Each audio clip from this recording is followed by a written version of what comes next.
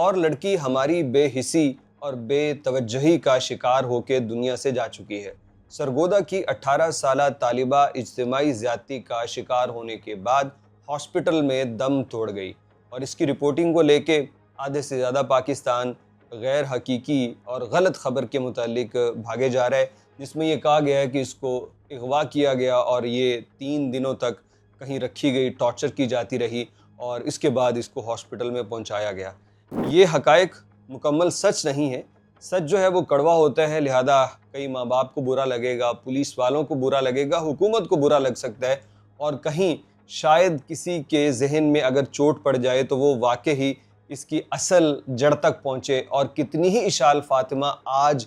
जो इज्तिमाई ज़्यादती का निशाना बनाए जाएंगी, जो कल बनाई जाएंगी, जो परसों बनेंगी, हम शायद उनमें से किसी एक की जान बचा सकें। मीडिया पे ये कहा जा रहा है कि ये लड़की अपने घर से रोल नंबर स्लिप लेने निकली थी और रास्ते में एक ग्रुप ने इसे अगवा किया और कहीं ले जाके 3 दिनों तक इज्तिमाई ज़्यादती का निशाना बनाते रहे और आखिरकार जब तबीयत बिगड़ी तो पहले प्राइवेट क्लिनिक, वहाँ से जब इलाज ना हुआ तो फिर सरकारी हॉस्पिटल में छोड़ के फ़रार हो गए। तो इस केस की यही तफसील बताती है कि बात मशकूक है, क्योंकि जो लोग सरेआम अगवा करते हैं, पहली बात तो ऐसा है कि यूँ नहीं है कि कहीं से लड़की को अगवा किया गया हो और वहाँ पे कोई शोर ना हो, पता न चले और फिर उस शोर के ऊपर पुलिस को फौरी कार्रवाई ना करे। पुलिस की अच्छाई नहीं बयान कर रहा, लेकिन आजकल सोशल मीडिया का दौर है, इनके ऊपर प्रेशर बहुत होता है, इनको फौरी जवाब देना पड़ता है। ख़ास तौर पे रेप, अगवा और कत्ल के मामले में इन्हें फौरी हरकत लेनी पड़ती है, ये फौरी काम करते हैं, लेकिन पुलिस को भी ये बात फ़ौरन पता नहीं चली। अगर इस लड़की को अगवा किया जाता और पुलिस को फौरी तौर पे बतलाया जाता तो रिज़ल्ट ये ना होते। और फिर अगर ये वाकई अगवाकार होते तो इसको यानी अगवाकारों का क्या होता है कि वो उससे ज़्यादती करते हैं और उनकी कोशिश ये होती है कि पहचाने ना जाए, इसलिए वो या तो विक्टिम को मार देते हैं या फिर उसे कहीं वीराने में छोड़ के फ़रार हो जाते हैं। लेकिन यहाँ अगवाकारों ने ऐसा नहीं किया, बल्कि वो इसकी जान बचाना चाहते थे और उन्हें कोई डर भी नहीं था कि ये लड़की बच गई तो हमारा क्या होगा। लेकिन ये तो तय है कि इस बच्ची के साथ ज़्यादती हुई है और वो ज़्यादती सिर्फ 4 अफराद ने नहीं की। उस ज़्यादती में जो सबसे पहला जुर्म और कसूरवार है वो वालिदैन है और फिर उसके अंदर सिस्टम है, हुकूमत है, पुलिस है और वो इदारे हैं जहाँ पे वो पढ़ती थी। कहीं ना कहीं उसकी वो क्लास फेलोज़ भी थी जिन्हें उसकी हालत का इल्म था, लेकिन वो खामोश रहीं और मुजरिमाना खामोशी उन्होंने बरती। इस बच्चे के मुतालिक खबरें ये तफसील अंदर की सामने आई है कि ये जो लड़का है जो मेन इसके साथ ताल्लुक़ में था, वो पहले भी उसके घर आता रहा है। वो क्लास फेलो था या मोहल्लेदारी से उसका ताल्लुक़ बना, ये वाज़े नहीं है, लेकिन वो लड़का पहले भी इस लड़की के साथ ताल्लुक़ में था और उस लड़के ने इस लड़की के साथ वादे वईदों की, कोई मोहब्बतों की दास्तान छेड़ रखी थी और उसी के चलते इन दोनों का मिलना जुलना था। लेकिन फिर वही हुआ जो लड़कियां करती हैं कि लड़की के कुछ डाटा जो तस्वीरें और वीडियोस की सूरत होता है वो इस लड़के तक पहुंचा और ये लड़की को ब्लैकमेल करना शुरू हो गया। लड़की शर्मिंदगी की वजह से घर नहीं बताती थी और करते कराते आखिरी दिन वो आखिरी बार इससे मिलने के लिए खुद गई घर से और इसके साथ गाड़ी में बैठी कि शायद ये दरिंदा इंसान बन जाए, लेकिन इसने अपने दोस्तों के साथ मिलके इस लड़की को रेप का निशाना बनाया, दवाइयाँ देते रहे जो सेक्सुअल मेडिसन होती है और जब तबीयत बिगड़ी तो पहले खुद टीके लगा के इलाज करते रहे और फिर प्राइवेट हॉस्पिटल और फिर सरकारी हॉस्पिटल। इन लोगों को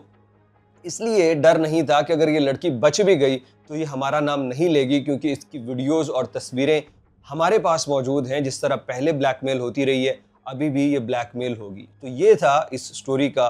जो रियल इवेंट है, जो इसकी हकीकत है, क्योंकि वहाँ सरगोदा के लोग इस स्टोरी के मुतालिक बात कर रहे हैं और यही एक मंतकी खबर भी मालूम पड़ती है। जब बच्चा बच्ची आपके घर में किसी भी जुल्म का शिकार होता है ना, तो उसका चेहरा बताता है, उसकी रोज़मर्रा की रूटीन बताती है कि वो परेशान है। और जिन माँ बाप को अपने बेटे या बेटी का इतना भी इल्म नहीं कि उसे ब्लैकमेल किया जा रहा है, उसे टॉर्चर किया जा रहा है, वो काहे के माँ बाप। बातें कड़वी होंगी, मैंने शुरू में कहा था कि कड़वी लगेंगी, दुख लगेगा। मैं इस बच्ची के वालिदैन के ऊपर सिर्फ उन्हीं के ऊपर इल्ज़ाम नहीं दे रहा, मैं इससे पहले ऐसे वाक़यात का शिकार होने वाले बच्चियों पे और इसके बाद जो होंगी उनके वालिदैन सबको इल्ज़ाम दे रहा हूँ। वालिदैन अपने बच्चों के एक एक दोस्त की खबर रखें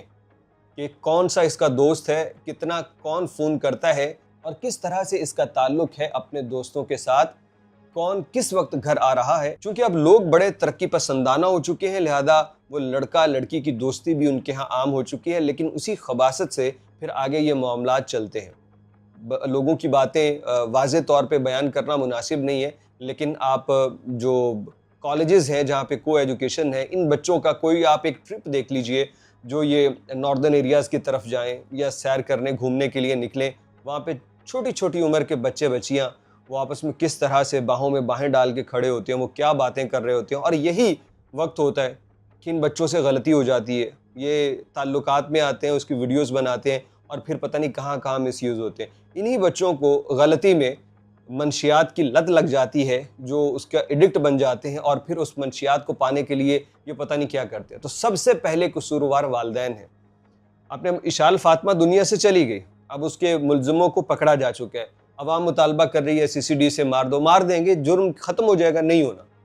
क्योंकि आज इस दौर में, इस वक्त में हज़ारों की तादाद में लड़कियां ब्लैकमेल हो रही हैं और सबसे बड़ी वालिदैन के बाद नाकामी हुकूमत की है कि इस हुकूमत पे